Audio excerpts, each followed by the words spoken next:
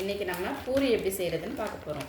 அதுக்கு நமக்கு தேவையான அளவு பூரி எவ்வளோ வேணுமோ அந்த அளவுக்கு மாவு கொட்டிக்கணும். மாவு கொட்டிக்கிட்டு தேவையான அளவு உப்பை போட்டணும். உப்பு போட்டுட்டு நெக்ஸ்ட்டு தண்ணியை ஊற்றி நம்ம பிணைய போகிறோம்.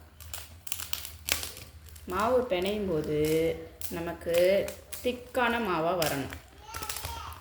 சப்பாத்தி மாவு மாதிரி தேய்க்காமல் கொஞ்சம் ஹார்டாக மாவோட கொஞ்சம் எண்ணெயை அப்ளை பண்ணிக்கிட்டு நல்லா பிசையணும். நல்லா கெட்டி ஆகிற வரைக்கும் பிசையணும். நம்ம அளவு தண்ணீர்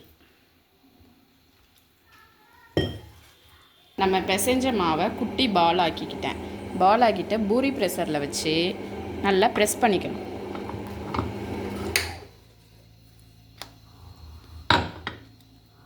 ப்ரெஸ் பண்ணி எந்த அளவுக்கு வேணுமோ அந்த அளவுக்கு நம்ம அந்த சைஸை எடுத்துக்கணும். எனக்கு இப்போது இந்த அளவுக்கு போதும், அதனால் நான் இந்த சைஸுக்கு எடுத்துருக்கேன். ஓகேவா? இப்போ நம்ம தேய்ச்சதை எடுத்து நல்லா ஹீட்டாக உள்ள ஆயிலில் அப்படியே ட்ராப் பண்ணிடணும். ட்ராப் பண்ணிவிட்டு என்ன பண்ணணும்னா நம்ம கண்டினியூஸாக இப்படி எண்ணெய் எடுத்து தெளிச்சிக்கிட்டே இருக்கணும். அப்படி நம்ம தெளிக்கலைன்னா பூரி நமக்கு ஃப்ளஃபியாக வராது. ஸோ நம்ம விடாமல் தேய்ச்சிக்கிட்டே இருந்தோம்னா now we can get a fluffy puri. பார்க்க தெரியுதா எவ்வளோ ப்ளஃபியாக இருக்குன்னு? தெரியுதா வியூவர்ஸ்? தெரியுதா நல்லா? ட்ரை பண்ணிவிட்டு எங்களுக்கும் கமெண்ட்ஸை ஷேர் பண்ணுங்கள். Today breakfast ready. வாங்க நம்ம சாப்பிட்லாம் ப்ளஃபியான பூரியை.